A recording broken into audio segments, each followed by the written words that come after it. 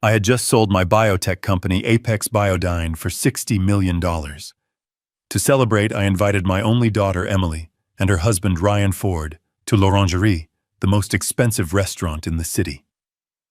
I stepped away from the table to take the call confirming the wire transfer. When I turned to go back, a young waiter blocked my path. He was terrified. "Mr. Shaw," he whispered, "I saw your daughter.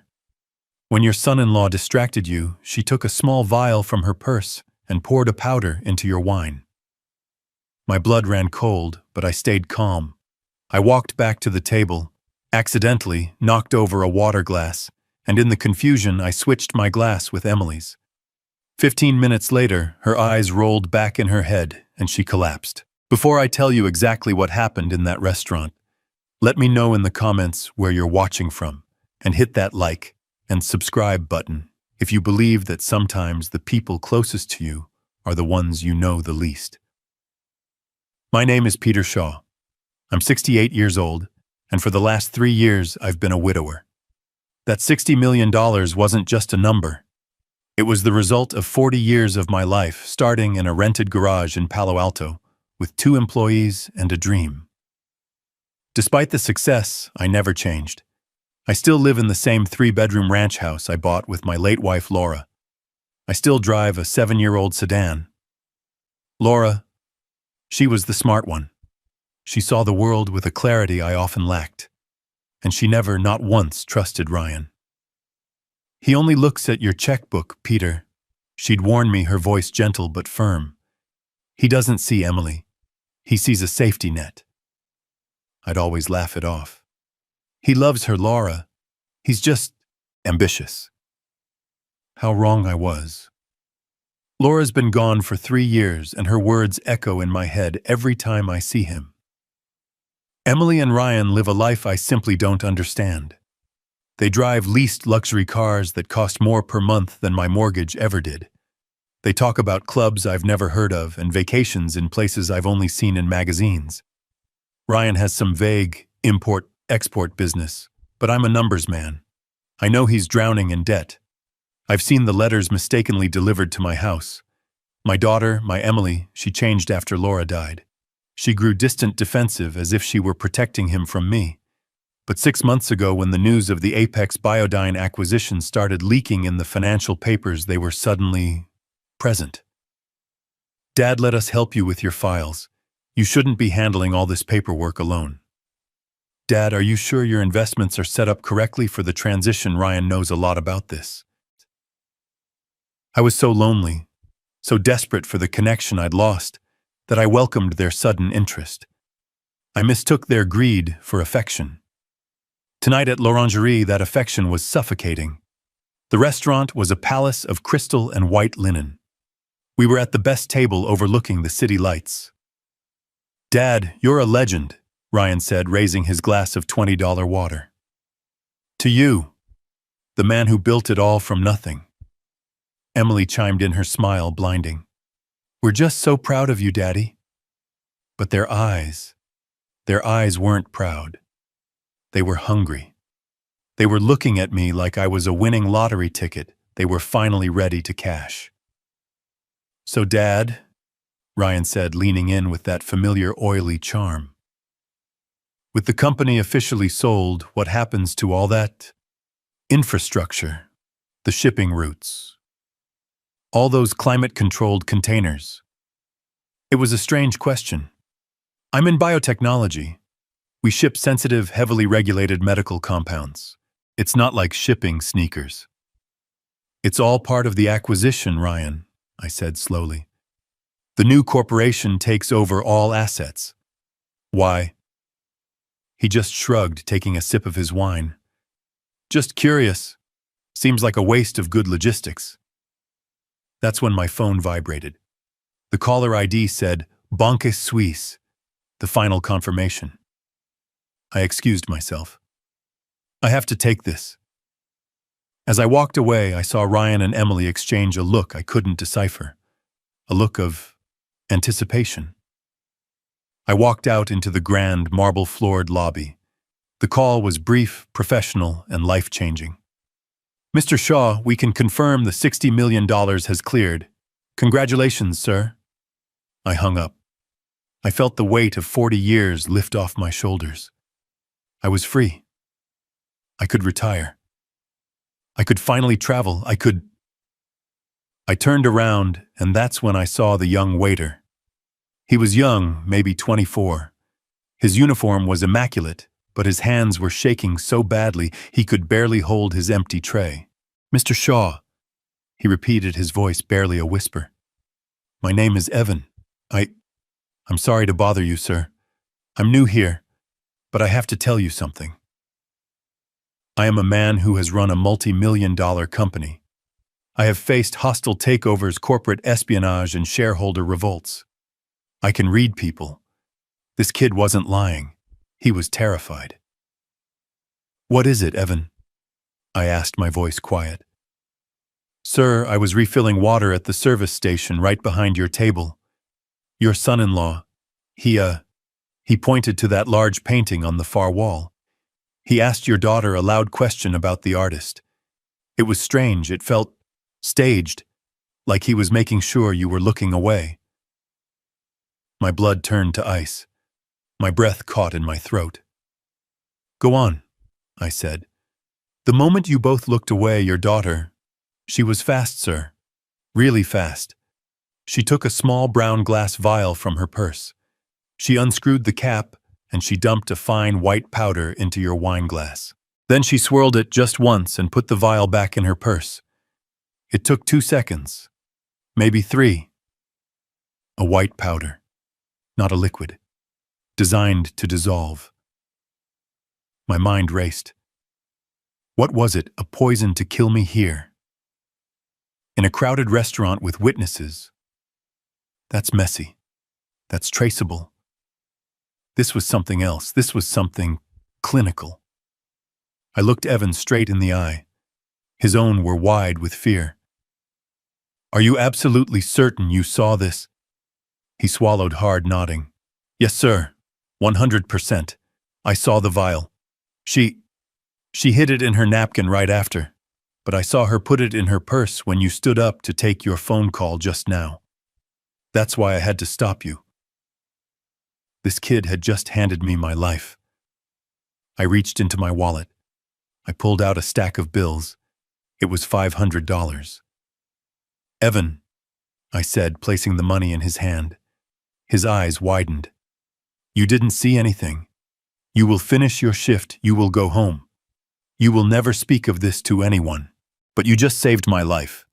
If you are ever in trouble or if you ever need a job, you call this number. I handed him my personal card, the one that doesn't say CEO on it. Sir, I can't go, I said, my voice firm. And thank you. He vanished. I stood alone in the lobby for 10 seconds.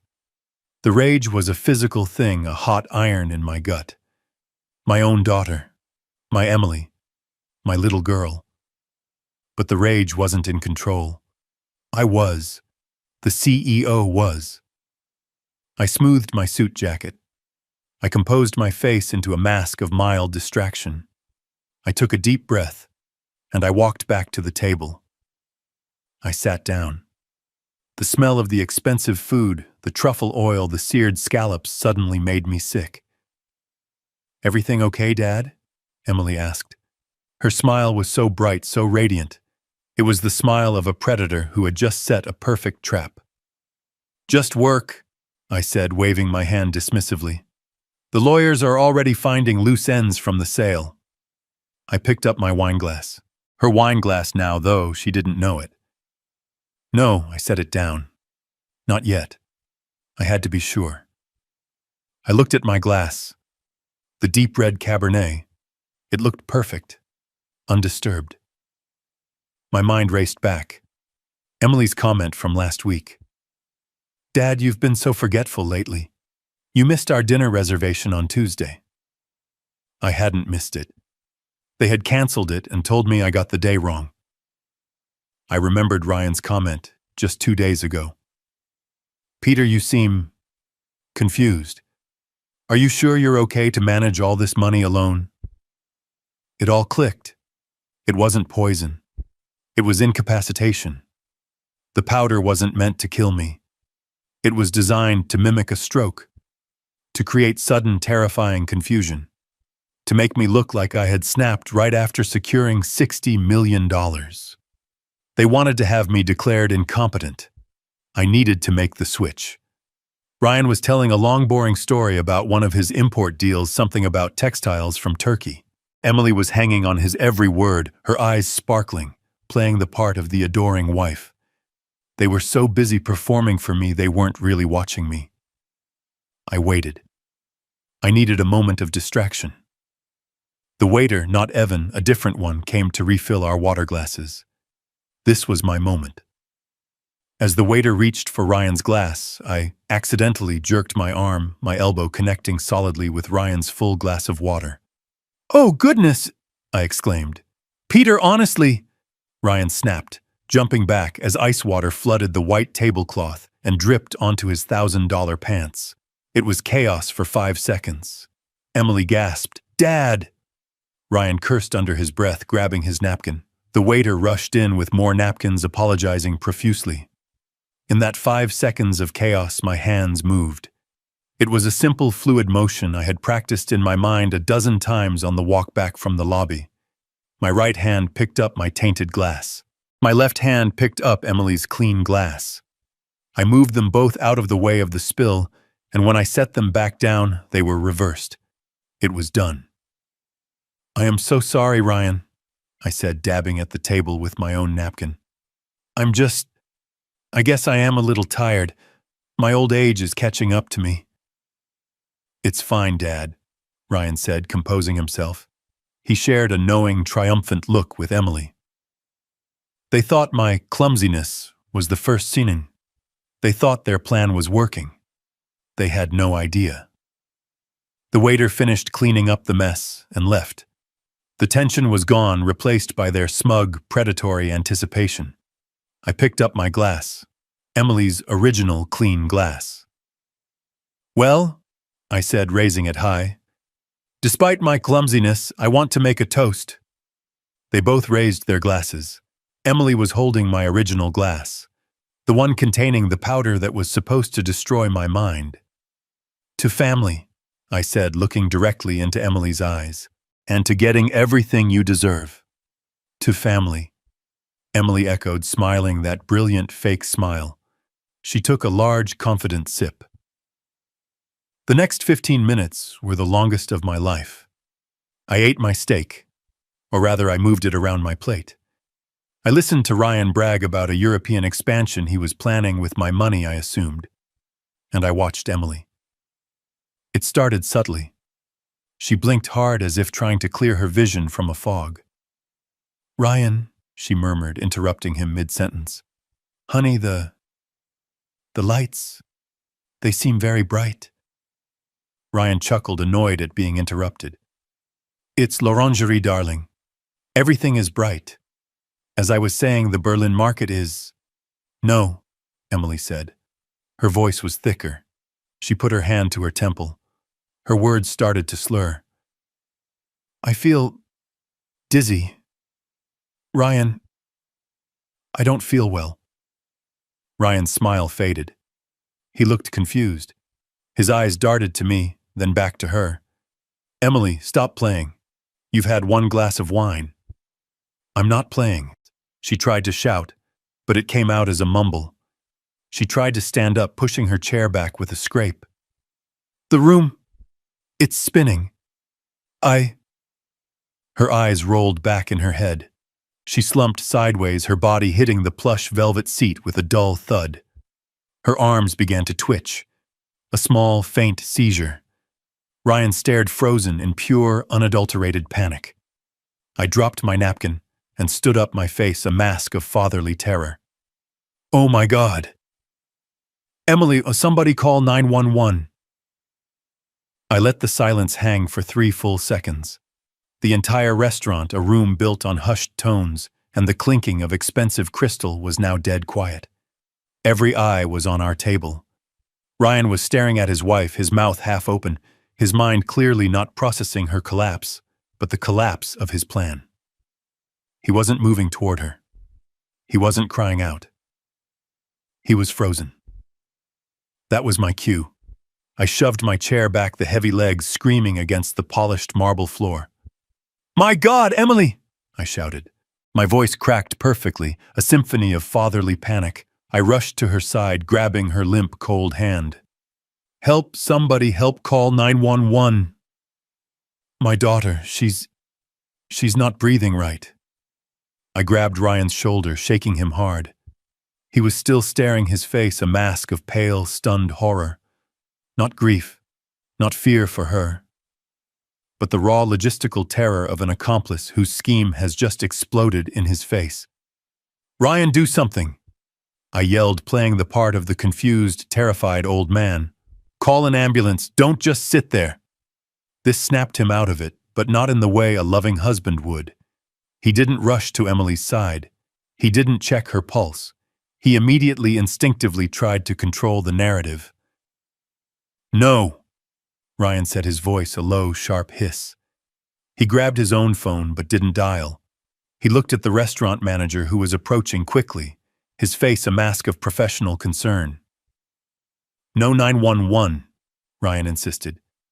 "She's fine. She's had too much to drink." I looked at him, my feigned confusion turning to feigned outrage. "Drunk, Ryan, she's convulsing. Look at her, she's shaking." "She does this, Ryan said quickly, his eyes darting around the room, lying, building an alibi on the fly. She mixes her anxiety medication with wine. It happens all the time. It's embarrassing." He actually leaned down and tried to pull her up by the arm. "We just need to get her home. I'm so sorry, everyone." He was trying to move her. He was trying to get her out of the public eye, away from EMTs who would run tests, away from neutral doctors at an emergency room who would run toxicology reports. He needed to get her to his doctor, the corrupt Dr. Reed, to get his plan back on track. I saw Evan, the young waiter, my savior, watching from the service station. His face was pale, his eyes wide, locked onto mine. He knew what was happening. Ryan turned to the manager, his voice dripping with false embarrassment. "I'm so sorry about this. We'll take her. We're leaving. Just give us a minute to get her to the car." He was trying to stop the outside world from getting involved. He was desperate to salvage his plan. He leaned down to Emily again, but he wasn't checking her breathing. He was whispering, hissing in her ear, "Emily, get up now, stop this." I knew I had to override him.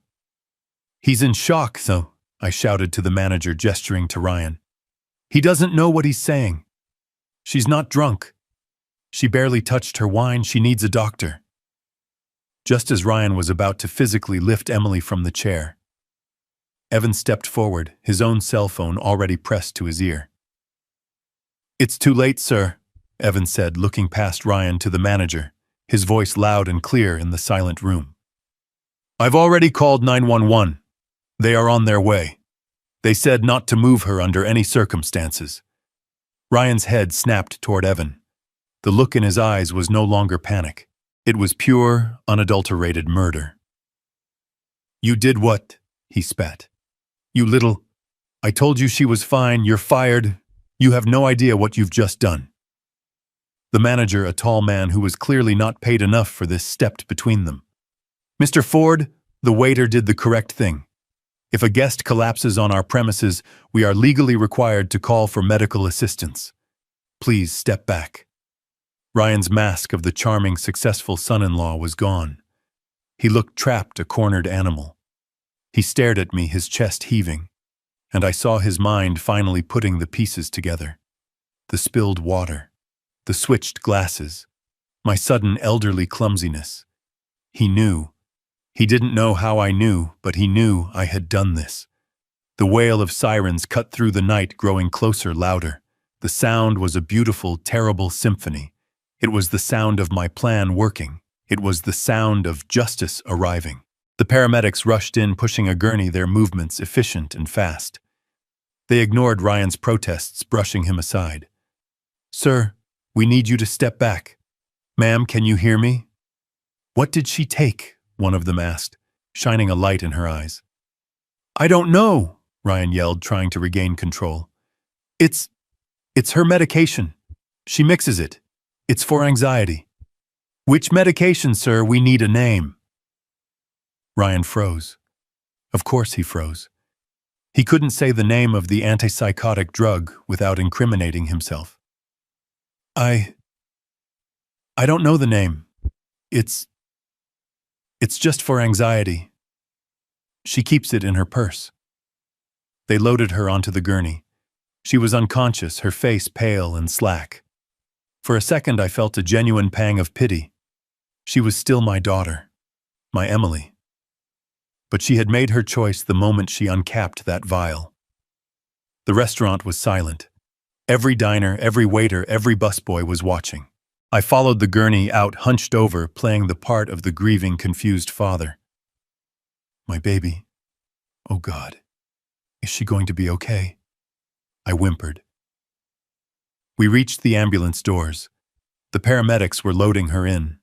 I stood on the sidewalk under the flashing red and blue lights. That's when Ryan grabbed my arm. His grip wasn't that of a panicked son-in-law. It was steel. He pulled me aside just out of earshot of the paramedics, his body blocking me from their view. His voice was no longer panicked. It was a low, venomous whisper. The voice of the man Laura had warned me about for years. What did you do?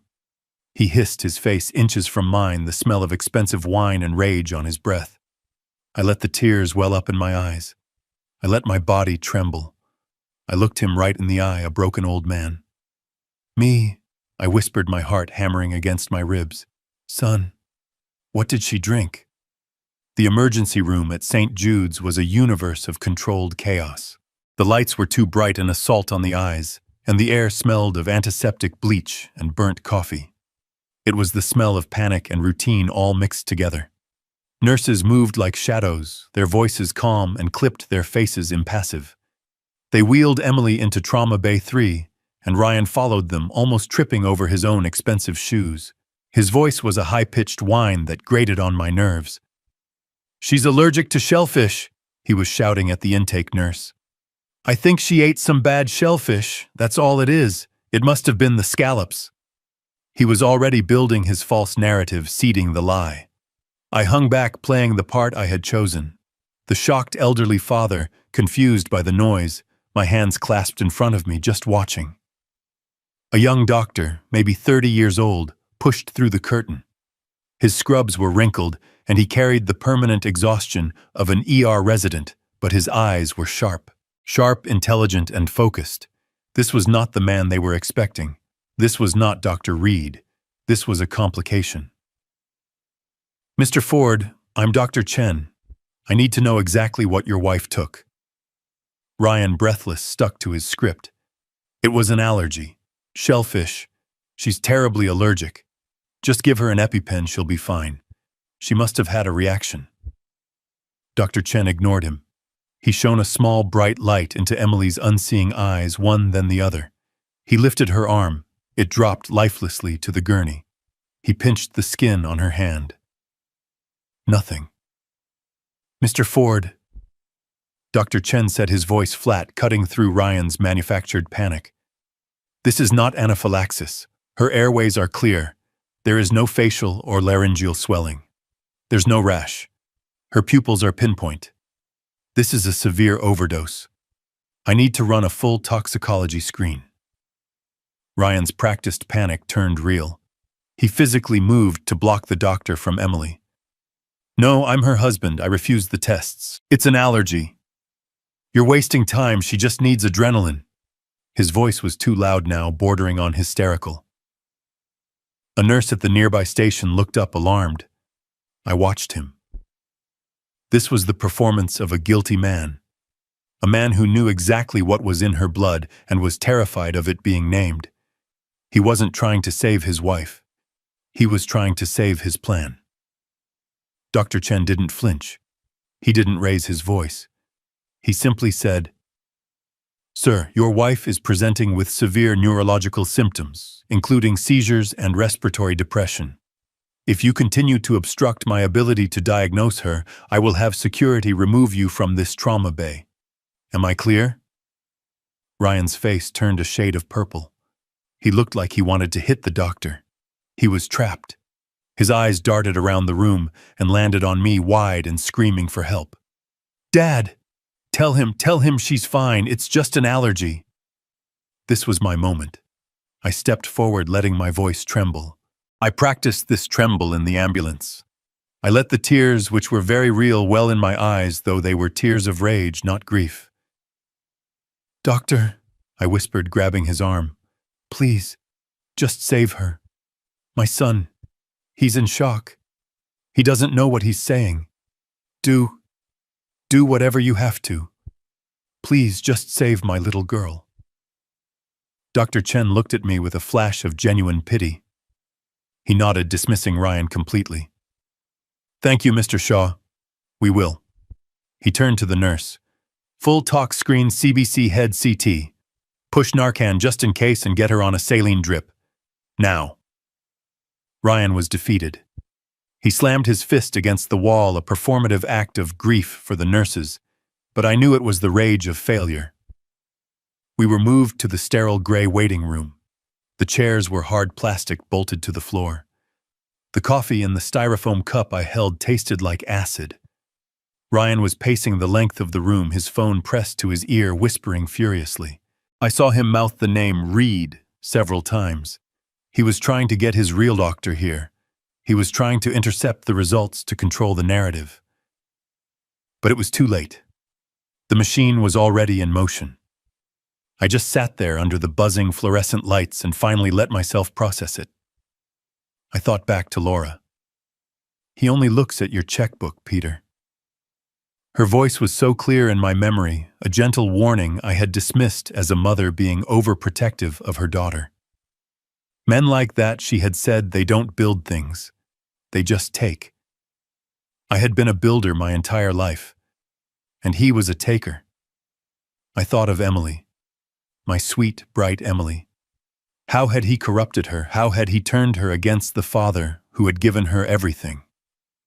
The answer was simple: money.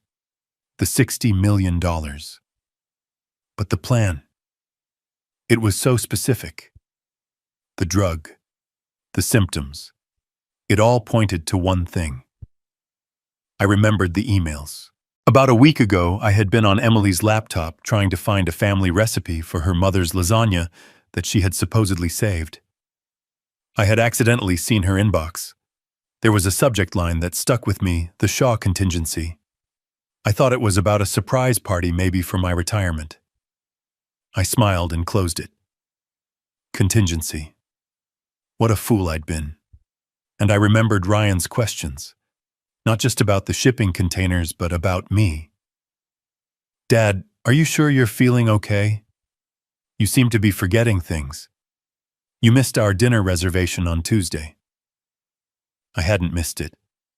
They had canceled it and told me I got the day wrong. They were building a case. They were planting the seeds of my senility. This wasn't just about money. It was about control. They were going to use this drug, a drug that mimics a stroke, that causes acute confusion, that makes a 68-year-old man look senile, to have me declared incompetent. The timing was perfect. The day after my $60 million deal closed. It was brilliant. It was monstrous. An hour later, Dr. Chen returned. His face was grim. He wasn't looking at Ryan. He was looking at me. "Mr. Shaw, I'm afraid the news isn't good. The toxicology report came back. Your daughter has a massive near-lethal dose of olanzapine in her system." Ryan, who had been on the phone with what sounded like his lawyer, froze. "Olan? What? I've never heard of it." "Olanzapine," Dr. Chen said, his voice sharp and precise. "It's a very potent antipsychotic medication. We use it to treat schizophrenia, severe bipolar disorder. It is not anxiety medication. It is not something you mix with wine. A dose this high, frankly, I'm required to notify the police. This looks like an attempted suicide, or something else. Ryan started sputtering. Suicide? No, she wouldn't. She's happy. We were celebrating. Dr. Chen held up a hand. I need to explain the symptoms to you, sir. In a healthy individual, a massive dose like this doesn't just cause seizures. It mimics the symptoms of acute rapid-onset dementia. It causes confusion, slurred speech, psychosis, and neurological damage that can look identical to a severe stroke. And there it was.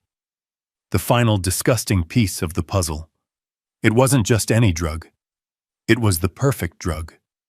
A drug that wouldn't just make me sick. It would make me look crazy. They weren't just trying to hurt me. They were trying to erase me. To legally erase my mind, my identity, my signature. They were going to have me committed. They were going to put me in a home, take control of my $60 million, and leave me to rot in a diaper drooling into my soup while they lived on my life's work. Ryan was staring at the doctor, his face ashen. He finally understood that the doctor wasn't just diagnosing Emily. He was describing the very weapon they had chosen. The plan was in ruins. Is she going to be okay? Ryan stammered his act as a loving husband returning, but it was too late. His voice was hollow. We're pumping her stomach and administering the antidote, Dr. Chen said coolly. She'll be very sick for a few days, and she will be placed under a 72-hour psychiatric hold, as is protocol. But yes, physically, she should recover. Dr. Chen looked at me, his eyes full of pity.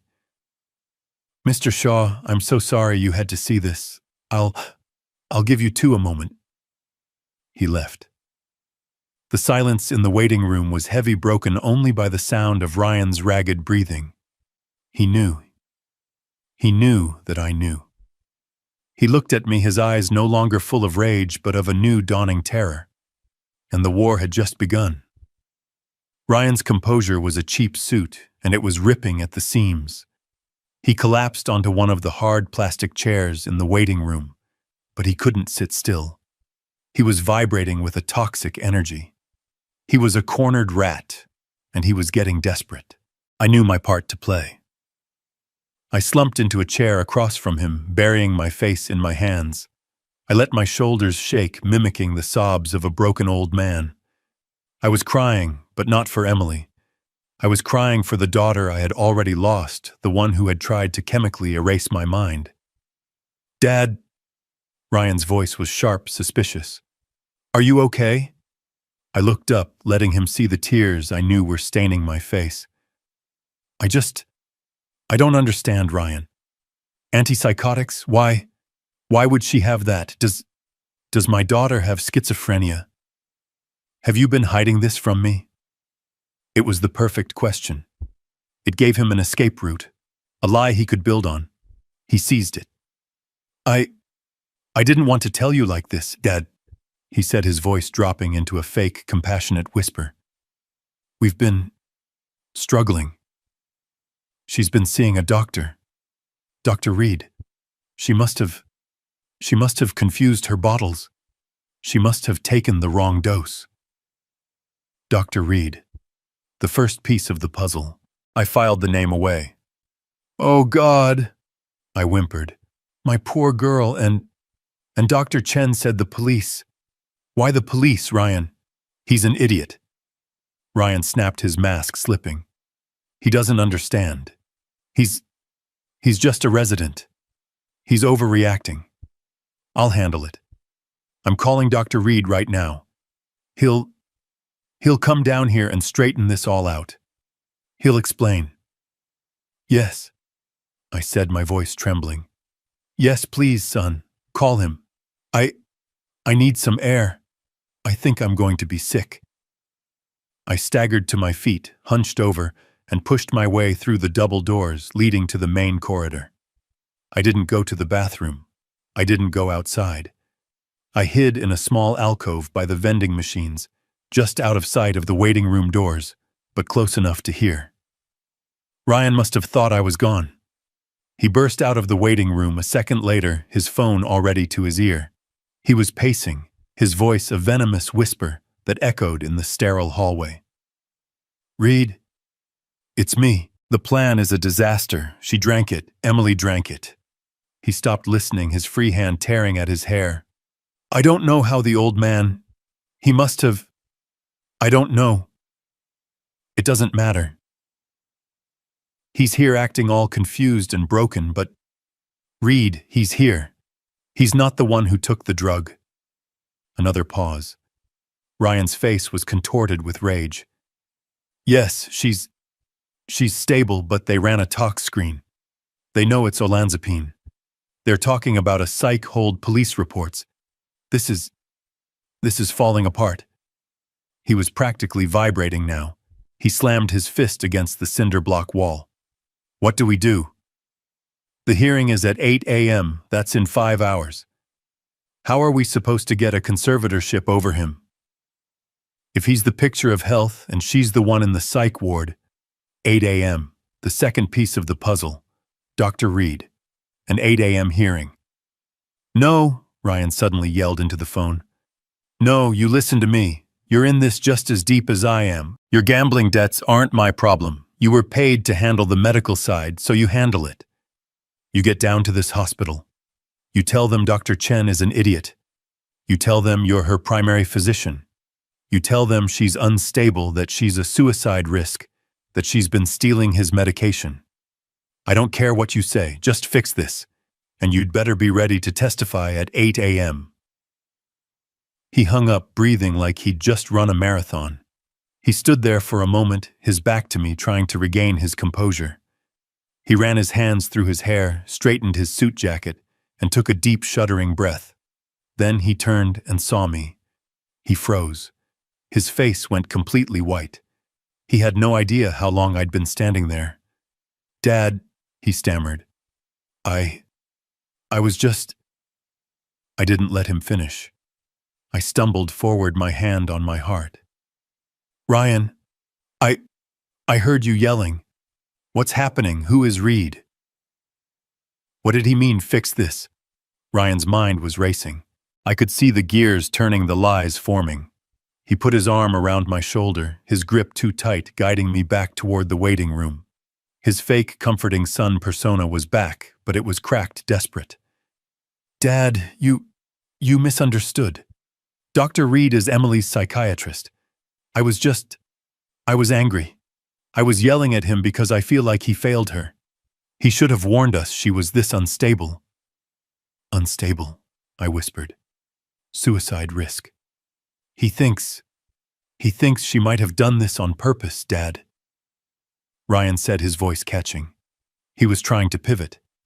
If he couldn't frame me for dementia, he would frame his own wife for suicide.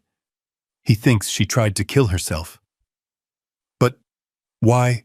I asked, letting my voice crack again. "He doesn't know. Maybe it's my fault," he said, lowering his eyes. "The stress of your new money. It's been a lot for her. Maybe she felt inadequate." It was a brilliant, disgusting lie. He was already planting the idea that my $60 million was the problem, the destabilizing force that had driven his wife to this. I let him guide me back to the chair. I need to go home, son," I whispered. This is too much. My heart, I can't be here. Will you be okay?" Relief washed over his face. The last thing he wanted was me here asking questions, being seen by doctors who weren't on his payroll. "Yes, Dad. Of course," he said, his voice dripping with false concern. "You go home. Get some rest. You look terrible. I'll stay here. I'll handle everything with Dr. Reed when he gets here. I'll call you as soon as I know more." He practically pushed me toward the exit. "Take a cab. I'll pay for it." "Okay, son. Okay." I walked out of the hospital, a frail old man trembling, devastated. The act held until the automatic doors slid shut behind me. The second the night air hit my face, my back straightened. The trembling stopped. The grief vanished, replaced by a cold, hard focus. It was 3 a.m. I got in a cab. 52 Crooked Creek Lane, I told the driver, my address. But as we drove, I leaned forward. Actually, driver, can you take me to my daughter's house first? 47 Willow Crest Drive. I need to pick up a few things for her. He nodded and changed course. Emily and Ryan lived in a new-build mansion that my $60 million hadn't paid for. Yet. I knew they kept a spare key under the pot of a dead fern by the back door. Ryan thought he was clever. I just thought he was lazy. The house was dark. I let myself in, my heart pounding, not with fear, but with adrenaline. I knew exactly where to go. The home office. I sat down at Emily's sleek white desk. I turned on her laptop. No password. Another sign of their arrogance. They never believed I was a threat. I opened her email. It didn't take long. I didn't need to search for conspiracy. I just searched for the name Ryan had so kindly provided. Reed. The chain popped up. Dozens of emails between Emily Ryan and a Dr. A. Reed. I read them, and with every word my blood ran colder. From Ryan Ford to Dr. A. Reed. Subject, the Shaw contingency. Reed, he's becoming a problem. He's questioning things. He's asking about the shipping manifests. The sale of the company is a disaster for us. We need to accelerate the timeline. From Dr. A. Reed to Ryan Ford. Subject Re, the Shaw contingency. The risk is high. A forced psychiatric hold needs a precipitating event. You can't just say he's confused. He needs to be confused. I've prescribed the olanzapine under a false name. The dosage I recommended will induce acute psychosis and symptoms mimicking a stroke within 20 minutes of ingestion. From Emily Shaw Ford to Ryan Ford. Dr. A. Reed, subject Re, the Shaw contingency. I'll do it at the celebration dinner. He'll be distracted. He trusts me. Once he's at the hospital, Reed, you take over. You certify him. Ryan, you file the petition first thing in the morning. We have to get control of the assets before the federal audit begins. The federal audit. My God. I had been right. It wasn't just about the money. It was about the logistics. Ryan had been using my company, my good name, to run his criminal enterprise. And then I saw the final email in the chain sent just yesterday. It was from a law firm. To Ryan Ford, Emily Shaw Ford, from Jacobs and Hall, PLLC, attached emergency conservatorship petition, Peter Shaw, PDF. My hands were shaking. I clicked the attachment. There it was. My life reduced to a legal document. Petitioner Ryan Ford seeks emergency conservatorship over his father-in-law, Peter Shaw. And the reasons: Mr. Shaw has been exhibiting signs of rapid onset senile dementia, paranoia, confusion, financial irresponsibility.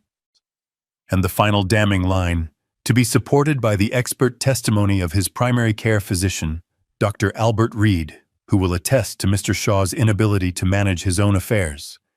The hearing is set for November 4th, 8:00 a.m., Courtroom 3B. Today, in less than 5 hours, they had planned it all: the drug, the dinner, the medical expert, the emergency hearing. By 9 a.m. this morning, I was supposed to be a ward of the state with my criminal son-in-law holding the keys to my $60 million kingdom. I looked at the clock on the wall. 3:55 a.m. I closed the laptop. I had everything I needed. Not today, I whispered to the empty, silent house. Not ever. I left my daughter's dark house at 3:55 a.m. The cab ride from the hospital had been a blur, but the drive from Emily's home to my own was sharp, cold, and clear. My hands weren't shaking anymore. The frail, devastated old man I had been playing for the last few hours was gone, left behind in the hospital waiting room. The man driving my sedan now was Peter Shaw, the CEO. The man who had built a $60 million company from nothing. The man who had faced down hostile takeovers and corporate spies. The man who was now at 4 a.m, officially at war. I picked up my phone. I didn't hesitate. I dialed the number. It rang once, twice. "This had better be a matter of national security, Peter." A deep, gravelly voice answered. "Right," I said, my voice steady, cutting through the silence of the empty streets. "Wake up. I need you at the office. Not in the morning. Now." There was a half-second pause. "I'm on my way." He hung up. Mr. Wright doesn't ask unnecessary questions. He's not a family lawyer. He doesn't handle wills or divorces. He's a shark. He's the man who structured the Apex Biodyne acquisition. He's the man who crushed a competitor's frivolous patent lawsuit 2 years ago with a single brutal cross-examination. He was, I realized, the perfect and only man for this job. I pulled into the underground garage of his downtown high-rise at 4:30 a.m. The city was a ghost town wrapped in fog. I took the private elevator straight to the penthouse floor. The doors opened onto a dark lobby, but the lights to his corner office were already on a beacon in the darkness. He was standing by his window overlooking the sleeping city, already in a crisp white shirt and tie. He had a pot of coffee brewing. He looked like he'd been awake for hours. "Peter," he said, not turning around, "you look like you've seen a ghost." I walked in and sat in one of the leather chairs opposite his massive desk. "Worse, right. I've seen a monster. 2 of them. And one of them is my own daughter." For the next 30 minutes, I told him everything. I didn't cry. I didn't raise my voice. I gave him a CEO's report, cold, factual, chronological. The $60 million celebration. The waiter, Evan, and his warning. The switched glasses. The collapse. The ER. Dr. Chen's honest diagnosis. Olanzapine, an antipsychotic. Ryan's immediate panicked attempt to cover it up, to blame an allergy.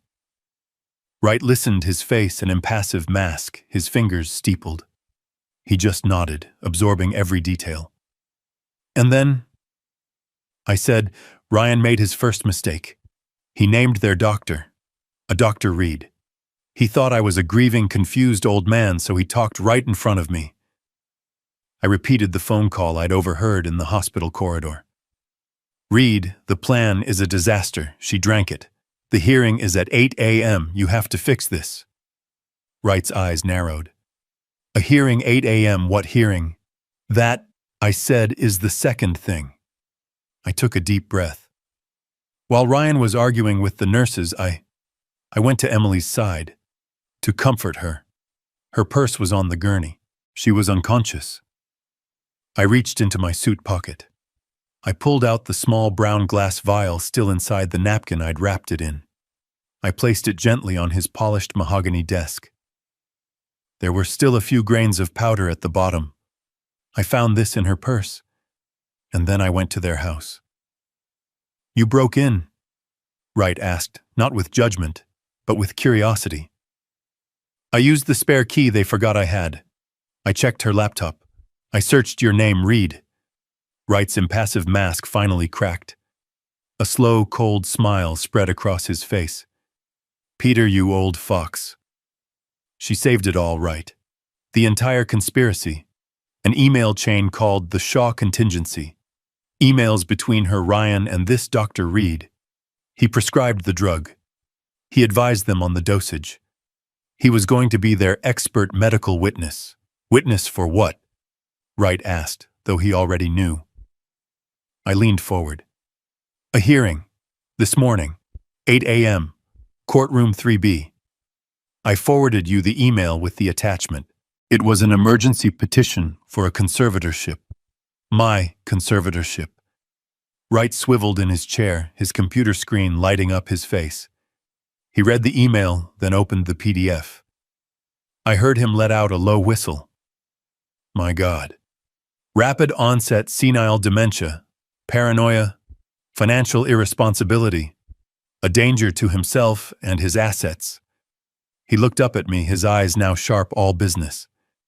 They were going to have you drugged, declared incompetent, and committed all in the space of 12 hours. And Ryan would have full control of all $60 million before the market even opened. He stood up. The shark was in the water. "Peter, we are going to destroy them," he said, his voice a low growl. He began to pace. "This isn't just family fraud. This is conspiracy to commit aggravated assault. This is medical malpractice. This is perjury. This is beautiful in the most disgusting way." He picked up his phone. He didn't dial. He hit a single speed dial button. "Peterson," he barked into the receiver. "It's right. Wake up." He didn't wait for a reply. "I need a full workup. A doctor. Name is Albert Reed. R-E-E-D. I need to know everything. Bank accounts, debts, medical board citations, mistresses, parking tickets. I want to know what brand of toothpaste he uses. And I need it. Not now. I needed it 30 minutes ago." He hung up. He looked at me. "Okay. They have a hearing at 8 a.m. We'll be there. But we are not going to defend Peter. We are going to attack. This Dr. Reed is the weak link. He's the one who connects Ryan's plan to a criminal act. They think they're walking into a simple family court hearing to roll over a confused old man." Wright poured me a cup of coffee. His hand was perfectly steady. "They have no idea," he said, a grim smile on his face, "that they're actually walking into their own execution." It was 5:15 in the morning. The sky outside Wright's penthouse office was just beginning to bruise with the first pale gray light of dawn. The city below was silent, a sea of dark glass and steel. The only sound in the massive quiet room was the hiss of the high-end coffee machine and the steady rhythmic click, click, click of Wright tapping his gold pen on his legal pad. The adrenaline from the hospital from the break-in at Emily's house was starting to wear off. It was being replaced by something else, a cold, heavy exhaustion that settled deep in my bones. But it wasn't the exhaustion of an old man. It was the exhaustion of a general on the eve of a battle he never asked to fight. "He's been planning this for months, Wright," I said. My voice sounded rough in the stillness. "He's been playing me, my own daughter." I had to stop. Saying it out loud made it real in a way the emails hadn't. The pain was a physical thing, a sharp, constant pressure behind my ribs. Wright didn't offer sympathy. That's not why I pay him. He's a strategist. He poured me another cup of coffee, black and strong enough to strip paint. "Grief makes people blind, Peter," he said, his voice a low gravel. "They counted on you being the grieving husband. They miscalculated. They didn't count on you still being the CEO." He was right. They saw Dad. They saw the old man in the worn cardigan, who missed his wife. They forgot who had built the company they were so desperate to steal. They forgot that I didn't get to where I am by being naive. I had just been naive about them. "I should have listened," I murmured, staring into the black coffee. "God, I should have listened to Laura." Wright looked up from his notes. His eyes were sharp. "Laura, what did she know? She saw him." I said, the memory washing over me, fresh and painful. From the very beginning, from the first dinner he had at our house, Ryan was so charming, full of compliments, laughing at my bad jokes. I was happy for Emily. But Laura, she had that X-ray vision for people. That night after they left, she was quiet. I asked her what was wrong. I could still see her clear as day, sitting in our old armchair by the fireplace, a book open on her lap that she wasn't reading. "He doesn't see her, Peter," she told me, her voice soft. "He sees her name. He sees Shaw. He sees Apex Biodyne." I told her she was being cynical. I told her Emily was in love and happy, and that was all that mattered. She tried again. I continued, my voice growing thick. About a year later, Ryan had just lost a major investment. $20,000 of their money or so, he said. Emily came to me crying, humiliated. Of course I wrote the check. I thought I was helping my daughter. That night Laura was furious. Not at me, at him. I looked at Wright, the shame of that memory hot on my face. She said, "He's a taker, Peter. He only looks at your checkbook. He's a parasite. And he's teaching our daughter how to be one too." We had the biggest fight of our 40-year marriage. I accused her of being jealous of Emily's happiness. I told her she was wrong. I closed my eyes. The coffee cup was warm in my hands. She never brought it up again. She knew. She saw this coming, and I was too blind, too proud to see it. She's been gone 3 years, and the first thing Ryan did after the funeral, after a respectful 2 weeks, was ask me to co-sign a loan for a new car. And I did it, for Emily's sake. And now, this. Wright nodded slowly, absorbing the emotional data. Okay. So it started as simple greed. But this, drugging you an emergency court hearing, this is desperation, Peter. $300,000 for the doctor is a massive lever. Ryan must be in his own hole. Deep. Deeper than just credit cards.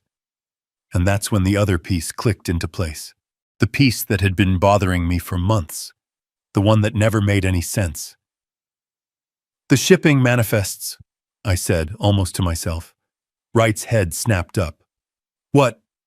"Ryan, he's always asking about my shipping operations. My company, Apex Biodyne.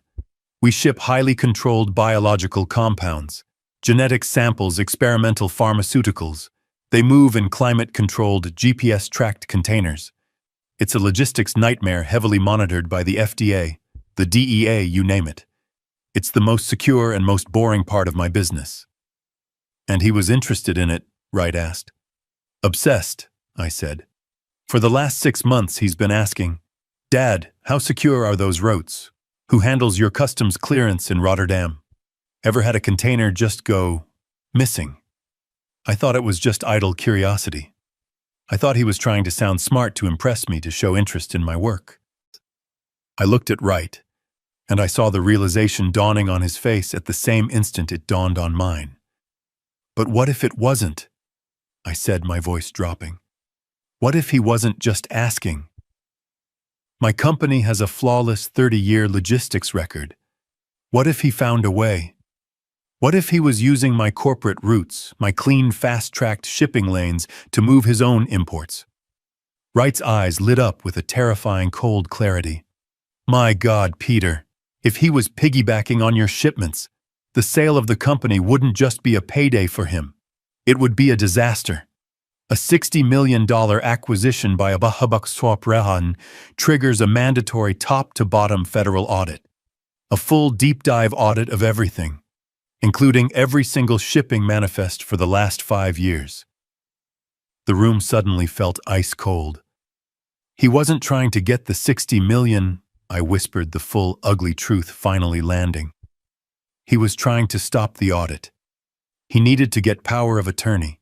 He needed to get control of the company before the sale finalized so he could bury the evidence of his own crimes." Before Wright could even respond, the private line on his desk buzzed. It was a harsh, slicing sound in the 6 a.m. stillness. He snatched it up. "Peterson, talk to me." He listened. His face, already grim, darkened. He scribbled a note.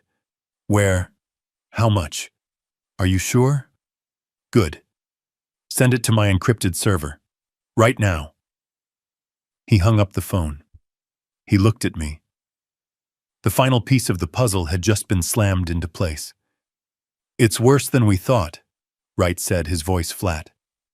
"Our private investigator just ran the financials on Dr. Reed. He didn't just find debts. He found the source. Reed owes $310,000, gambling debts, to an offshore sports book." Wright paused, letting the weight of the next words land. "And guess who the parent company of that offshore book is?" I waited. "A shell corporation based in the Caymans. RF Imports." "Ryan Ford Imports," I whispered. Ryan doesn't just owe Reed money, Wright said, standing up and grabbing his briefcase. Ryan owns him. He's not a conspirator. He's a puppet. He checked his watch. 6:15 a.m. Let's go, Peter. We have a hearing to attend. The phone on Wright's desk shattered the 6 a.m. silence. It was a harsh digital ring, an alarm signaling the next phase of the battle. We both stared at it. My caller ID showed Ryan's face smiling, taken at a barbecue last summer, a lifetime ago. Wright just nodded once. Speaker Peter, and remember who you are. You're not a CEO. You're a confused, terrified old man who just saw his daughter collapse. I took a breath. I picked up the phone. My hand was steady, but I made my voice tremble. Hello, Ryan. Dad? Oh, thank God, where are you? I've been calling your cell, the house. I was about to call the police. Are you okay? His voice was a masterpiece of fake concern, a performance so slick it made my skin crawl. He was an artist of deceit. I don't know. I stammered, cupping my hand over the phone as if I were trying to hide my words from the world. I'm at a diner. A coffee shop. I couldn't be in the house, Ryan. Not after last night. All of Laura's things, I needed to think. I heard him let out a long, slow sigh.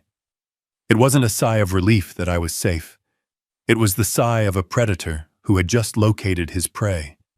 He thought I was weak, broken, and wandering the streets in a daze. He thought he had me. Dad, I understand. I really do, he said, his voice dripping with false sympathy. But listen to me. I have some news. It's about Emily. Emily? I asked, my voice cracking. Is she worse? No, she's stable. She's resting. He paused, setting the hook. But I just spoke to her doctor. Her real doctor. The specialist who's been treating her, Dr. Reed. Reed, I repeated as if trying to place the name. The man you were calling from the hospital. Yes, Dad. Ryan said, his voice smooth and reassuring. He's been treating her for this condition for months. He came to the hospital as soon as I called him. He reviewed her chart. He talked to Dr. Chen. And I pushed. What did he say? Here it came. The second trap. Dad, he's worried. He's worried about you. I stayed silent. I let the confused pause hang in the air. Me, I finally whispered. Why? Why me? He says based on what I told him. Your forgetfulness lately. Your outburst at the restaurant. How you were so confused. He was using my own act against me, turning my feigned symptoms into his evidence. He says these neurological conditions, they can be genetic. He says what happened to Emily. It could be a precursor to what's happening to you. It was brilliant, I had to give him that. It was a disgusting, brilliant lie. He was building a bridge connecting his wife's suicide attempt directly to my senility with his paid-off doctor as the foundation. I don't understand, I said, my voice shaking. I feel fine. I'm just upset, son. Dad, listen to me, Ryan said, his voice hardening just a fraction, taking on an air of authority of a son forced to take charge. Dr. Reed is a professional. He's the best in his field, and he's on his way to your house right now to check on you. It's for your own good. I'll meet him there in 30 minutes. There it is, I thought. The trap wasn't just a phone call. It was a house call. He couldn't get me to the hospital, so he was bringing his corrupt doctor to me. Reed would arrive, find me alone, confused and agitated from the night's events. He would perform a preliminary exam in my living room, and then at 8 a.m. he would testify under oath that he had just seen me, and that I was without a doubt a danger to myself and my $60 million estate. He was moving the battlefield from the hospital, which he had lost, to my home, which he thought he controlled. I had to give him the performance of his life. "No!" I shouted into the phone, a high-pitched paranoid wail. "No doctors, I'm not. I'm not sick. I don't need a doctor, Ryan. I'm fine, I'm just tired. Why are you doing this?" I gave him exactly the symptoms he was paying for. I gave him the erratic behavior his petition required. I could hear the smile in his voice as he tried to soothe me. "Dad, you hear yourself. You're yelling. You're not making sense. This is exactly what Dr. Reed warned me about. This is the confusion. Please, Dad, just go home. I know you're scared, but just go home and let the doctor talk to you. For me. Do it for Emily." I looked across the desk at Wright. He was watching me, his expression unreadable, but his eyes were alive, analytical. He was enjoying this. I let out a long, shuddering sob, a broken sound torn from the throat of a man who had lost everything. "Oh God! Oh God! A doctor! At the house! Laura! I don't know what to do. I don't know." I was giving him a masterpiece of senile panic. "It's okay, Dad," Ryan said, his voice now a venomous, comforting coo, the voice of a snake lulling its prey. "Everything is going to be okay. You just need help. We're going to get you help. Just go home. I'll meet you and Dr. Reed there in 30 minutes. We'll sort this all out. We'll take care of you." "Okay," I whispered, my voice sounding small and defeated. "Okay, son. Help. Yes. I need help. I'll go home. I'm on my way." I hung up the phone. The line went dead. The silence in Wright's office was absolute, a heavy velvet curtain. I looked at Wright. He hadn't moved.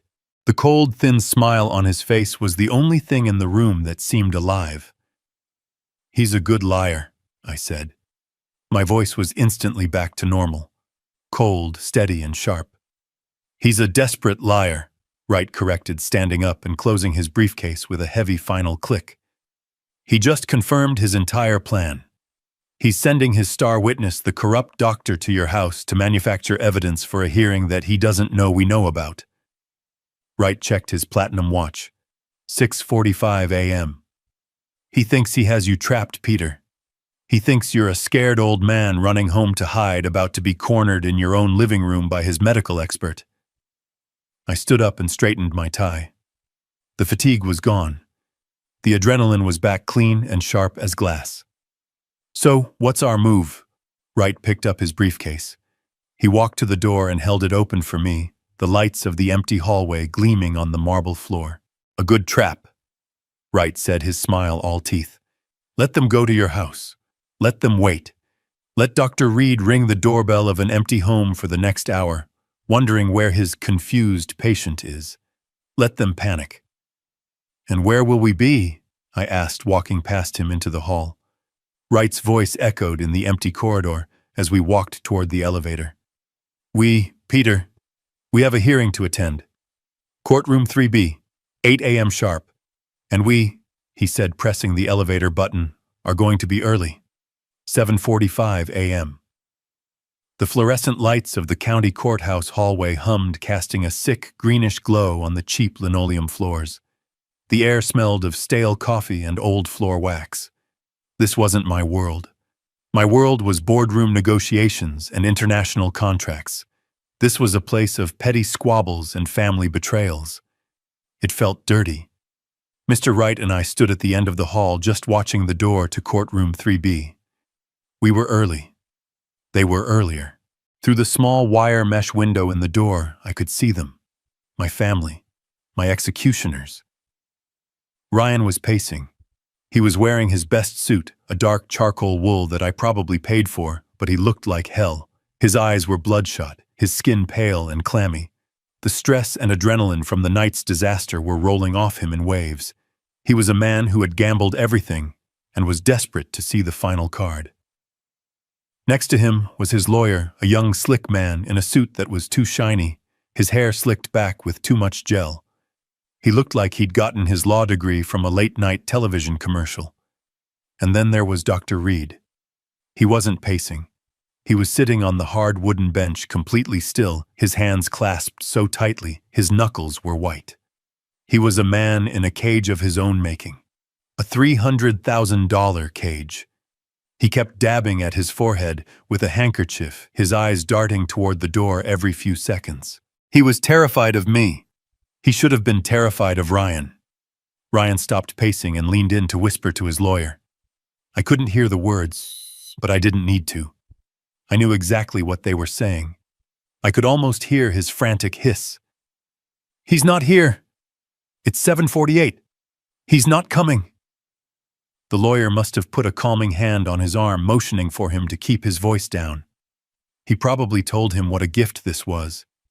And then Ryan spoke again, his voice a low, triumphant rasp that carried just enough to be heard in the quiet hall where I stood.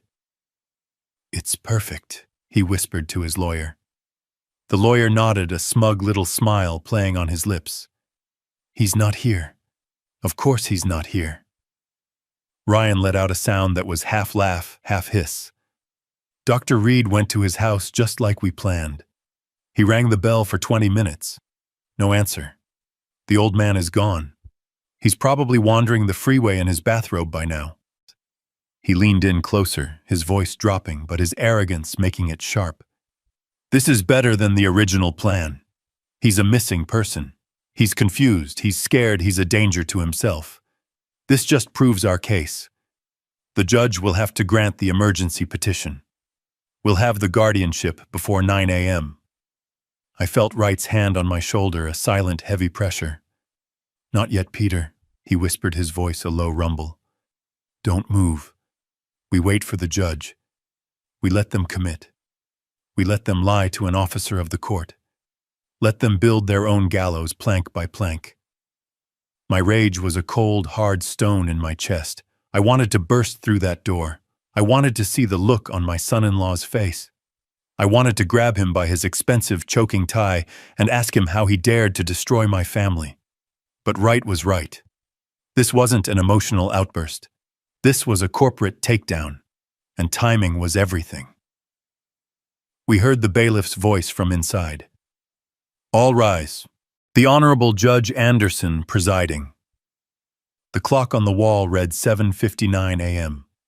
Wright straightened his tie. He looked at me, and his eyes were not the eyes of a lawyer. They were the eyes of a shark that smells blood in the water. Showtime, he said. We stood outside the heavy oak doors of courtroom 3B. I could hear the sharp rap of the gavel followed by the bailiff's voice. All rise. The Honorable Judge Anderson presiding. I checked my watch. 8 a.m. on the dot. Wright put a hand on my arm. Patience, Peter. Let him take the bait. Let him lie to the judge. Inside, I could hear the rustling of papers.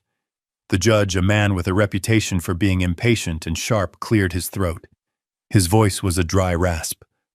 We are here for the emergency hearing regarding the conservatorship of one Peter Shaw. Case number 774B.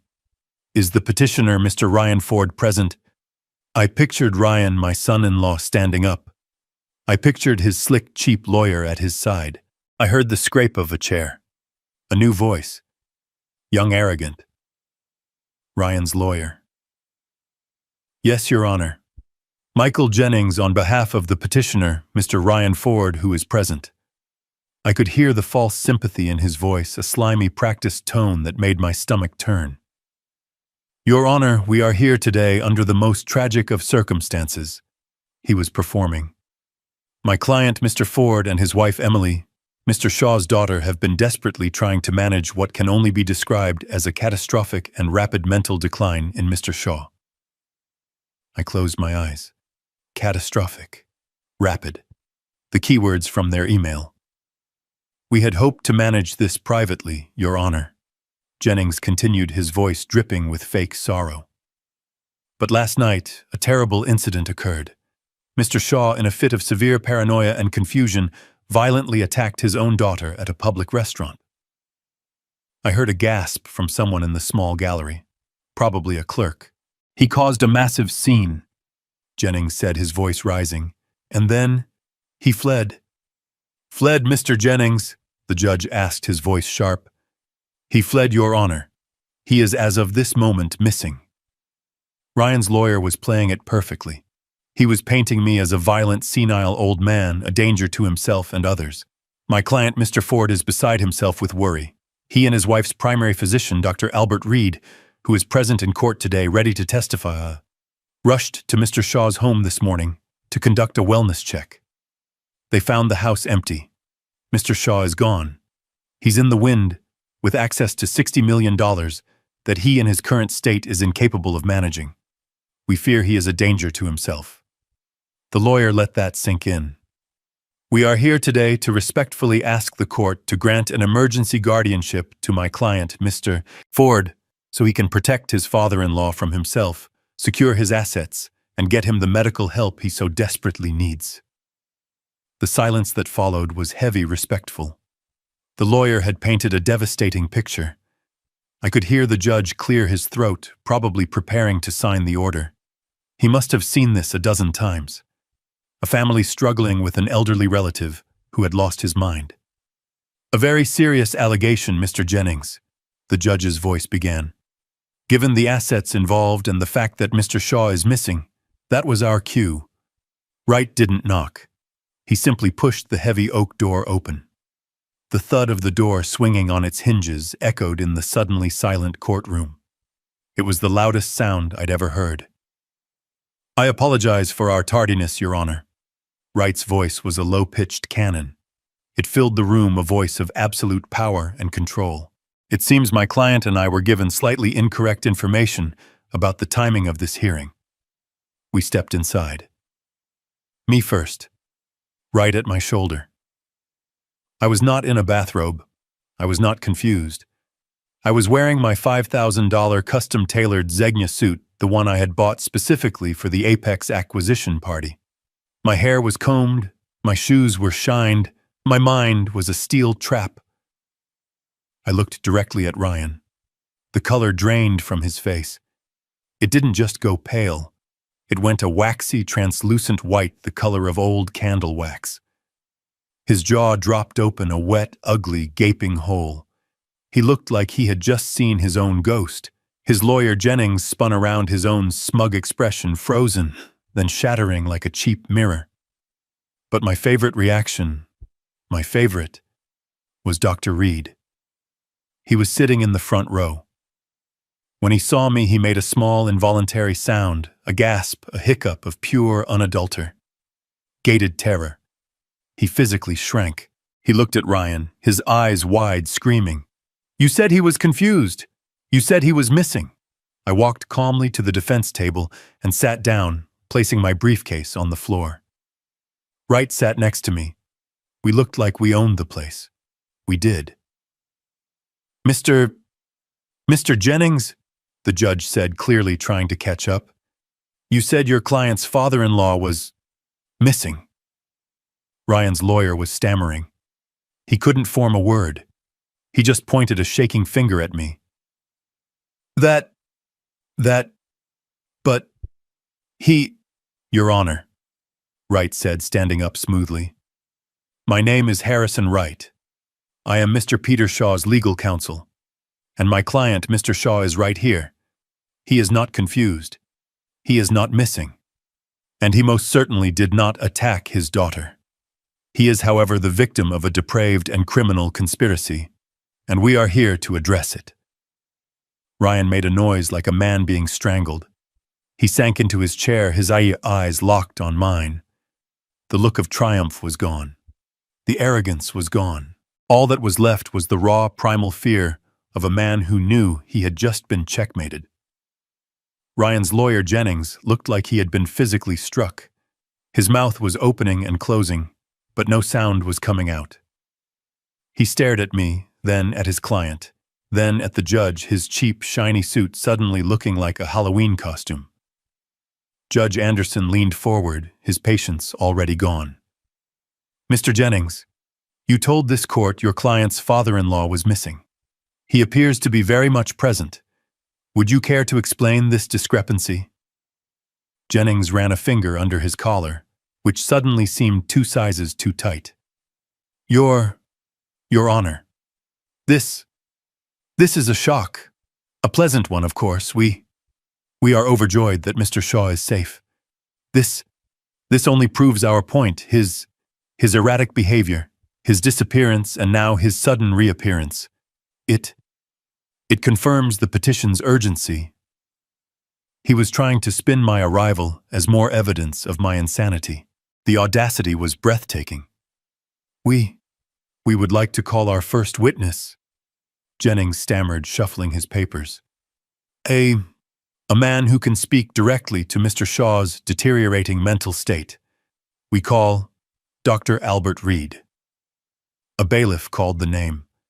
Dr. Reed, who had been trying to blend into the wooden bench, flinched as if he'd been tasered. He stood up slowly. His face was slick with a sheen of cold sweat.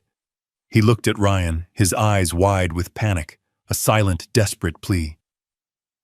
Ryan just stared back, his expression like stone, his eyes promising murder if Reed didn't follow the plan. Reed was a dead man walking. He took the stand. He was sworn in. His hand was shaking so badly he could barely keep it on the Bible. Dr. Reed, Jennings began finding his footing again. You are Mr. Peter Shaw's primary care physician, is that correct? Reed cleared his throat. Yes. I have been consulting with him. Yes. And in your professional medical opinion, Doctor, what is Mr. Shaw's current mental state? This was it. Reed had to commit.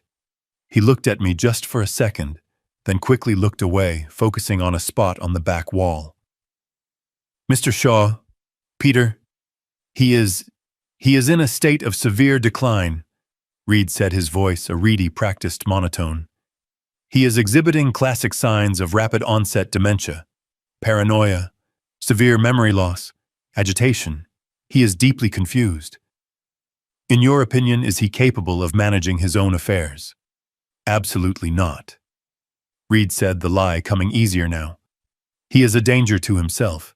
He is incapable of understanding complex financial matters, like, say, the $60 million sale of a company. He would be highly susceptible to outside influence. Thank you, Doctor. No further. Just a moment. Mr. Wright's voice cut through the room like a steel blade. He stood up, not with aggression, but with a kind of lethal, polite curiosity. I have a few questions for the doctor, Your Honor. Judge Anderson nodded. Counselor. Wright walked toward the witness stand. He was smiling. It was the most terrifying smile I had ever seen. Dr. Reed. Good morning. Harrison Wright, counsel for Mr. Shaw. You've painted a very grim picture. You say you are Mr. Shaw's primary care physician. Yes. I have been overseeing his case. I see. That's fascinating, Wright said, pulling out a small file. Because I have Mr. Shaw's complete medical history right here going back 20 years. His actual primary care physician, a Dr. Aris Patel, has been seeing him for 2 decades, and his last physical 3 months ago declared him to be in perfect health for a man his age. Your name, Dr. Reed, doesn't appear, not once. So, let me rephrase. When did you begin overseeing his case? Reed was cornered. It was a private consultation, at his son-in-law's request. Mr. Ford was concerned. Ah, Mr. Ford was concerned. I see. And when was this private consultation? I visited him at his home several times. You visited him, Wright said, raising an eyebrow. At his home house calls. How very old-fashioned. And when was the last time you saw him? Reed saw his opening. He took it. This morning I went to his home this morning at Mr. Ford's request. He was deeply agitated. He was confused. He fled the house. He was yelling. It confirmed all my fears. So you saw him this morning? At his home? Wright asked. Yes, around 7 a.m.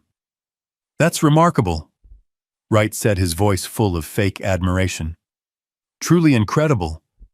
Because at 7 a.m. Dr. Reed, Mr. Shaw was sitting in my office in my presence, perfectly calm, drinking coffee and preparing for this very hearing. So I ask you again, Doctor, who exactly did you see this morning? The blood drained from Reed's face. He was caught in a direct, verifiable lie. I must have mistaken the time. It was yesterday. Let's move on, Wright said, waving a dismissive hand. Let's talk about your finances, Doctor. You mentioned you were concerned about Mr. Shaw's. Are you concerned about your own? Jennings, Ryan's lawyer, jumped to his feet. Objection, relevance, Your Honor. It is entirely relevant, Your Honor, Wright boomed. It speaks directly to this witness's motive and credibility. Overruled, the judge snapped. Answer the question, Doctor. Reed was pale. I don't see what my personal finances... Don't you? Wright walked to a legal easel and placed a large document on it. It was a bank statement. Do you recognize this account, Doctor? It's an offshore account, in the Cayman Islands. Your name. That's private. Not anymore, Wright said. Now let's look at this. A payment, and another, bi-weekly payments coming from a shell corporation called RF Imports. Are you familiar with RF Imports, Doctor? Reed said nothing. He was just sweating. Let me help you, Wright continued. RF Imports is a shell company owned by Mr. Ryan Ford, your patient's son-in-law. Wright flipped the page to a summary sheet. For 6 months, Dr. Reed, you have been receiving payments from Mr. Ford into this offshore account. The total as of last week is $310,000. The courtroom was absolutely silent. Ryan looked like he was going to vomit. So, Dr. Wright's voice dropped to a quiet, lethal growl. I have 2 questions for you. First, is $300,000 your standard fee for treating senile paranoia? Reed just shook his head, mute. Second, Wright said, moving closer. My investigator found that this account is directly linked to several online sports betting sites. Is it true, Dr. Reed, that you are over $300,000 in debt to Mr. Ryan Ford's personal bookie? Reed broke. It wasn't a slow crumble. It was a complete shattering implosion. He let out a strangled sob. He owned me, he shrieked, the words tearing out of him. He owned my debt. He said he'd ruin me. He said he'd report me to the medical board. He told me the old man was already confused. He said it would be easy. He was sobbing now, a pathetic, broken man. He said he just needed a medical opinion to protect his family. He gave me the vial. He told me what to say. It was all him. He planned it all. He forced me. He collapsed forward, burying his face in his hands, his whole body shaking. The judge stared aghast. The stenographer's fingers were flying. Ryan's lawyer, Jennings, slowly sat down his case, his career evaporating before his eyes. And Ryan just sat there, frozen, his mask of sanity completely gone, his eyes wide and empty. He had lost, and he knew it. Dr. Reed's confession hung in the air, thick and toxic. The man was sobbing on the witness stand, a grotesque puddle of a human being. But Ryan Ford wasn't finished. He wasn't going to go down that easily. He leaped from his chair, his face a mask of purple, twisted rage. He pointed a shaking finger, not at Reed, but at me. He's lying, Ryan shrieked, his voice cracking. The doctor is lying. He's in on it with him. My father-in-law is the crazy one. He poisoned his own daughter. That's what happened. He attacked Emily at the restaurant. He's senile. He's violent. Arrest him. He was unraveling. It was a desperate, chaotic attempt to throw mud in every direction, hoping some of it would stick. His own lawyer Jennings just sat there, his head in his hands, having completely given up. The courtroom was in chaos. The bailiff was shouting for order. Judge Anderson slammed his gavel, the sharp crack cutting through the noise. "Silence, silence in this courtroom." The room settled. The judge looked at the sobbing wreck of Dr. Reed. He looked at the screaming, frantic Ryan Ford. And then he looked at me. I was the only one in the room who was perfectly calm. I was just sitting there, my hands folded on the table. "Mr. Shaw," Judge Anderson said, his voice low and heavy, "you have sat here and listened to some extraordinary accusations. The petition before me says you are incompetent. The witness says he was paid to lie about it. And your son-in-law now accuses you of attempting to murder your own daughter. Do you have anything you would like to say?" This was it, the moment. Mr. Wright placed a reassuring hand on my arm. I stood up slowly. I buttoned my suit jacket. I turned not just to the judge, but to the small, stunned audience. "Yes, Your Honor, I do." My voice was calm. It was the voice of a CEO, not a victim. "The truth," I said, "is always simpler than the lies, and the truth is this." I looked at Ryan. His eyes were wide, burning with hate. "My daughter Emily did try to drug me last night. That is true. She poured a powder into my wineglass. A powder that Dr. Reed here," I nodded at the sobbing doctor, so kindly provided. "A drug designed to make me appear confused, paranoid, and senile." I paused, letting the room absorb it. "But she made a mistake. She drank the wrong glass." A collective gasp went up from the gallery. Judge Anderson's eyes widened. "That," I continued, "is the what. But the why. The why is so much more interesting. And it has everything to do with my son-in-law." I turned my full attention to Ryan. "Your Honor, my son-in-law Ryan Ford orchestrated this entire thing. But his motives were misunderstood. Even by me until 6 o'clock this morning." I saw a flicker of new fear in Ryan's eyes. The fear of the unknown. He didn't do this just to get his hands on my $60 million. He did it because he was desperate. I let the word hang in the air. "You see, for the last year, Mr. Ford has been asking me strange questions about my company. Not about profits. Not about stock options. About logistics. About my shipping containers. The ones we use to ship highly controlled biological compounds all over the world." Ryan's face went from white to a sickly greenish gray. He knew where I was going. "I thought he was just curious," I said. "But he wasn't. He was using me. He was using my company's clean, federally approved shipping lanes to smuggle his own illegal goods into this country." Ryan's lawyer Jennings, who had been defeated, suddenly looked up, his face a mask of pure terror. He clearly had no idea. "My $60 million deal wasn't his goal, Your Honor. It was his problem. It was his death sentence." I looked back at the judge, who was leaning forward, hanging on every word. Because the moment I signed that sale, it triggered a mandatory top-to-bottom federal audit of every asset, every bank account, and every single shipping manifest for the last 5 years. An audit that would begin next week. I turned back to Ryan. He was shaking his head, whispering, "No, no, no." Ryan knew he was finished. I said, my voice resonating in the dead silent room. He knew the audit would expose him. He knew the FBI would be at his door. So he put his contingency plan into action. He couldn't stop the audit, but he could run from it. His plan was simple. Drug his confused old father-in-law. Have his paid-off doctor declare me senile. Have his puppet, my daughter, help him petition the court for an emergency conservatorship.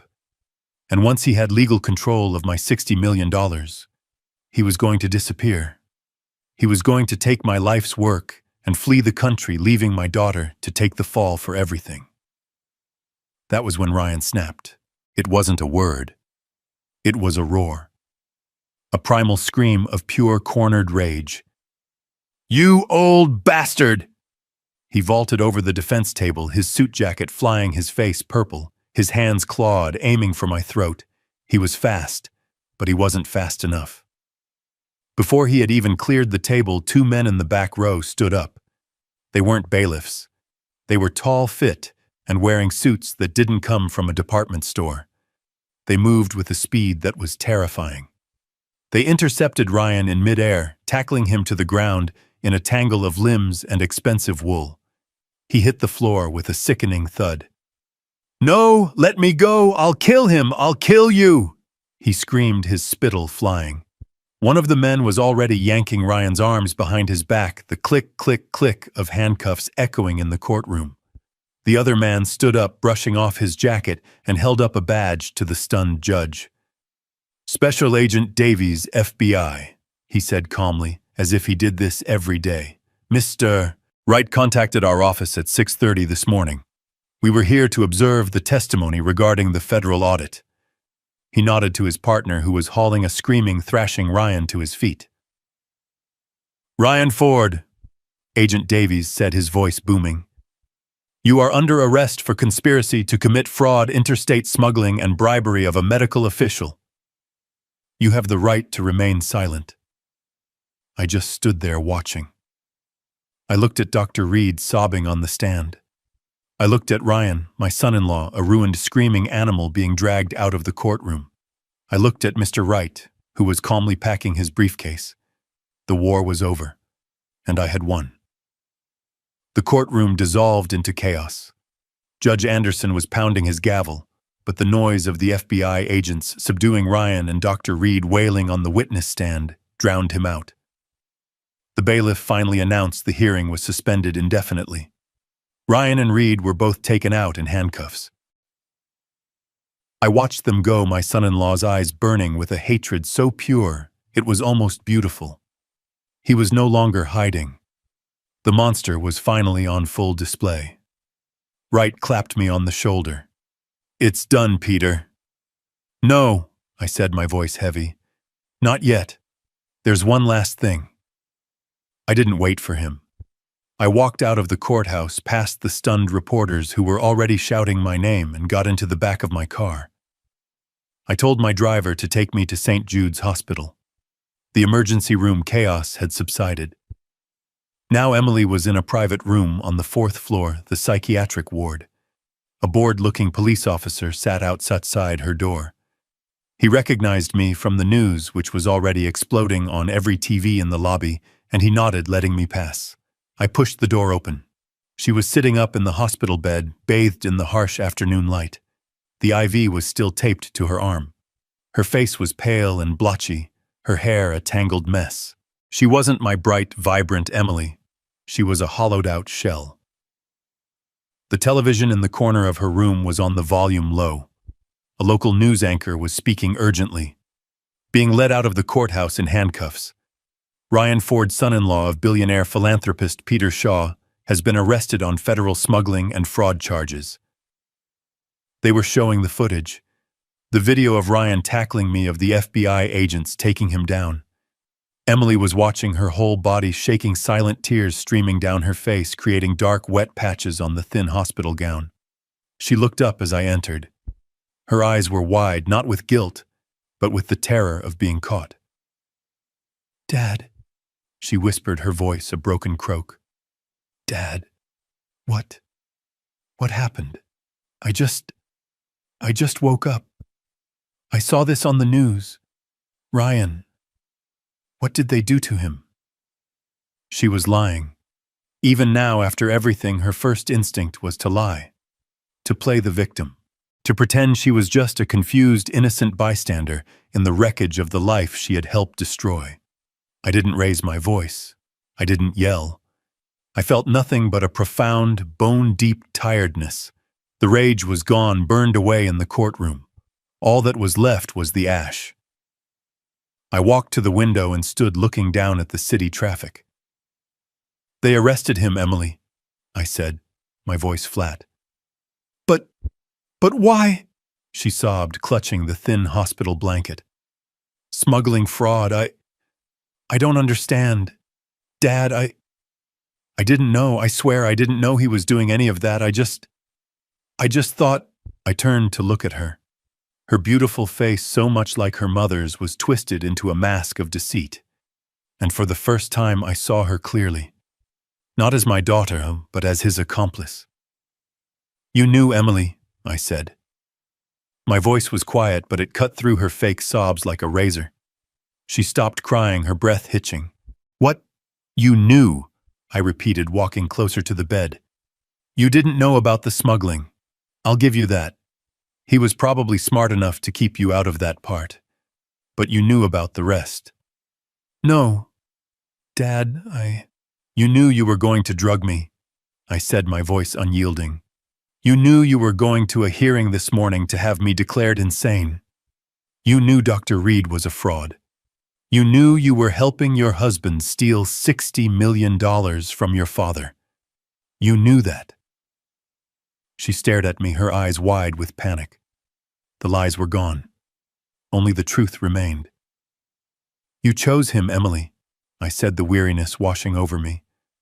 I spent 40 years building a life for us, for you. He spent 6 months whispering poison in your ear. And you chose him.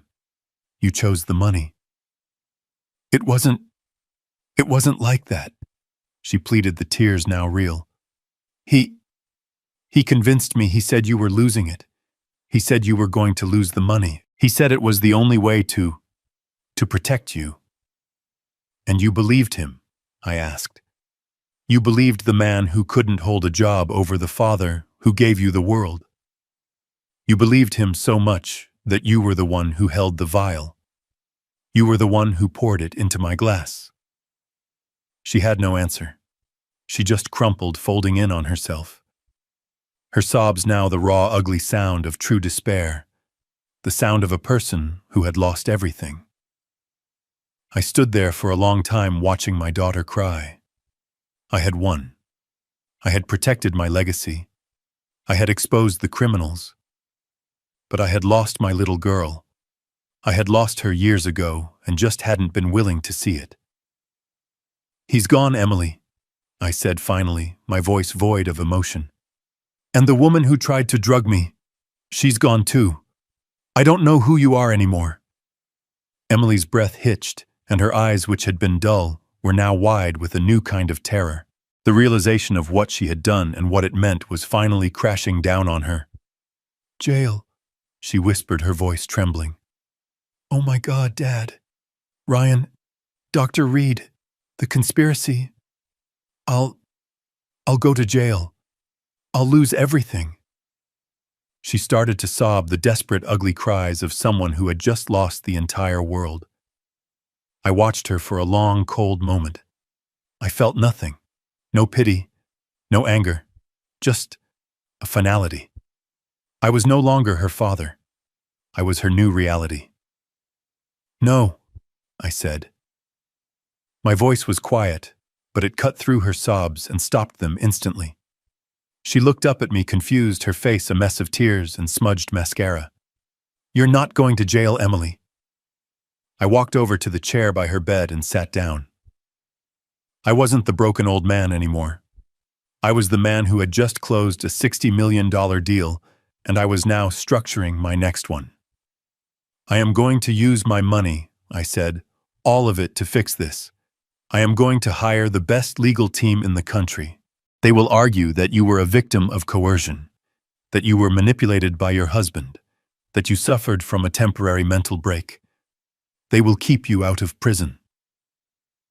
I saw a small, pathetic flicker of hope light up in her eyes. Dad, I am also, I continued, going to pay for you to go to the best rehabilitation facility in the country. Not for drugs, Emily, for your character. You are going to spend months, maybe years, in therapy learning about accountability ethics and the consequences of your actions. Her hope grew. She was seeing a way out. She was seeing the safety net. Oh, Dad, thank you. I'll do anything. But, I said, And that one word, that simple word, sucked all the air out of the room. Her smile froze. But, I repeated, leaning forward, the $60 million is now in a trust. My trust. I am the sole administrator. You will never see a single cent of it. You will not have an allowance. You will not have a credit card. You will not have a new car. The lawyers and the doctors will be paid directly by me. Her face fell. But what about? You will not inherit anything, Emily. Not until you are a different person. Not until I decide you are. You will have nothing. You will be, for the first time in your life, truly poor. She stared at me, uncomprehending. But how? How will I live? How will I eat? I smiled. It was not a kind smile. Oh, you'll have a job. A job? Yes. You'll be working. You'll have a minimum wage job, and you will learn perhaps for the first time what it means to earn your own money. And your new boss? Well, I've already arranged it. I stood up. He'll be here to pick you up when you're discharged. Who? She whispered. Who is it? I just looked at her. I didn't need to answer. 6 months later, I was in my same old ranch house. The afternoon sun was streaming through the windows, illuminating the dust motes dancing in the air. I was sitting in Laura's old armchair reading a book. I was finally at peace. The doorbell rang. I opened it. It was Evan, the young waiter from l'Orangerie. He was no longer wearing a waiter's uniform. He was in a sharp, well-cut suit, carrying a leather briefcase. He was my new personal finance manager, and he was worth every penny of his 6-figure salary. Mr. Shaw, he said, stepping inside. He was all business, but his eyes were always kind. Evan, how are things? I asked, heading to the kitchen to pour us coffee. The markets are stable, he said, following me and opening his briefcase on my modest kitchen table. The foundation funding is secure, and I have the first report from the shelter. The shelter. The one I had funded with the first $5 million. A place for people who had nowhere else to go. And, I asked. Evan looked down at his report. Emily Shaw Ford completed her first full work week. She's on the night shift.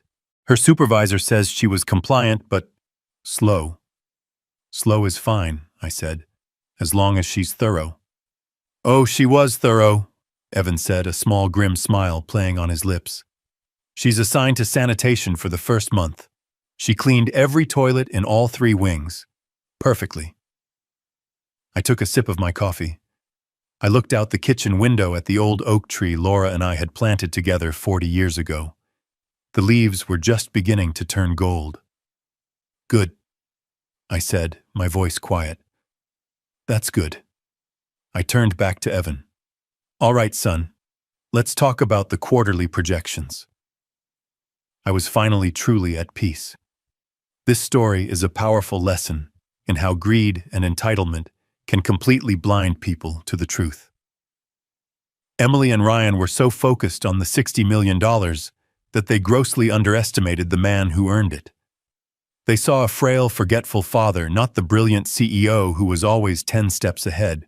It proves that true strength isn't about the luxury you display, but the silent, calculated resolve you possess. Ultimately, the story shows that actions have severe, life-altering consequences, and sometimes the only path to redemption is by losing everything to learn the value of integrity. What would you have done in Peter's shoes was his final decision, an act of justice, or was it a cold revenge?